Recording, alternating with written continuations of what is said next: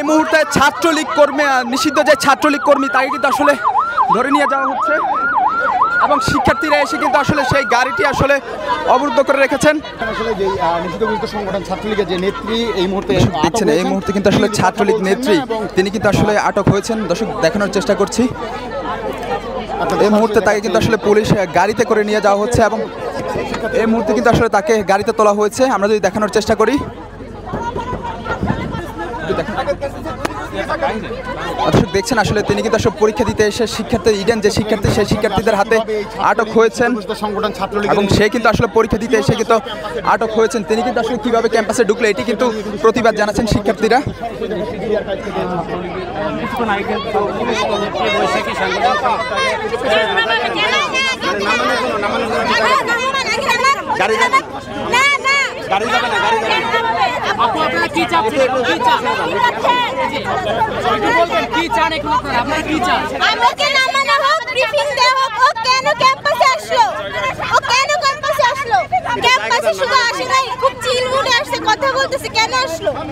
আমাদের স্যারে বলছে তো নামানোর জন্য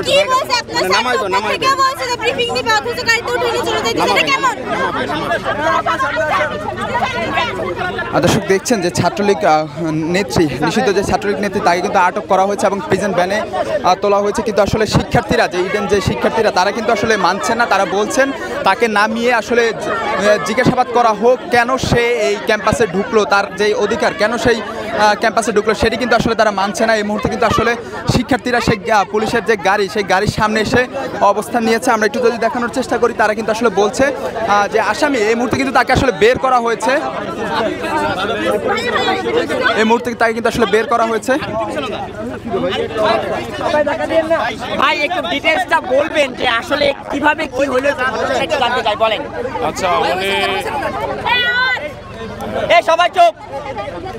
আমাকে প্রায় 1:45টার দিকে এই কলেজের ইডেন কলেজের প্রিন্সিপাল মহোদয় আমাকে ফোন দিয়েছে যে এরকম ইডেন কলেজের যে ছাত্রলীগের যে সাংগঠনিক সম্পাদক তিনি এখানে একটা কাজে আসছে, তাকে এখানকার ছাত্রছাত্রী যারা সমন্বয়ক তারা আটকাইছে। তো তৎপ্রেক্ষিতে আমি আসছি, আমি আমার মহিলা পুলিশ পাঠাইছি, আমি আসছি, এসে এই সিচুয়েশন দেখতেছি। ঠিক আছে, তাকে আটক করা হয়েছে, ফাইন, আমরা নিয়ে যাব, তাকে যথাযথ আইনানুগভাবে আমরা কোর্টে সোপর্দ করব। ইডেন কলেজের যে নিষিদ্ধ যে ছাত্রলীগ নেত্রী সেই নেত্রী কিন্তু পরীক্ষা দিতে এসে শিক্ষার্থীদের হাতে অবরুদ্ধ হয় এবং তারপর কিন্তু আসলে পুলিশের তাকে আটক করে এই মুহূর্তে থানায় নিয়ে যাওয়ার চেষ্টা করা হয়, কিন্তু শিক্ষার্থীরা আসলে নিয়ে যেতে দিবেন না। তারা আসলে বলছেন।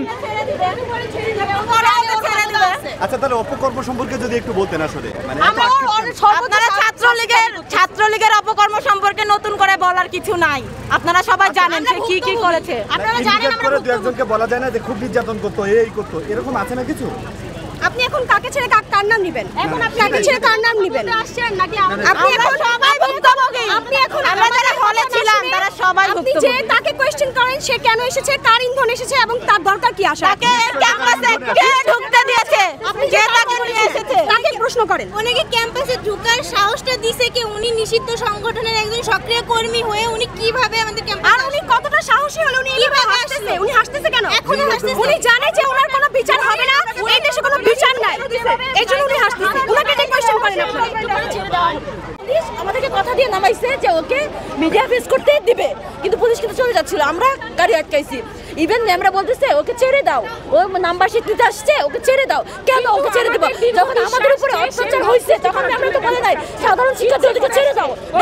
হাসিল হইছে ও ক্যাম্পাসে যখন দলীয় হামলা হয়েছে ও সাধারণ মেয়েদেরকে প্রস্টিটিউট বলেছে, দলের স্বার্থে ও সাধারণ মেয়েদেরকে প্রস্টিটিউট বলেছে।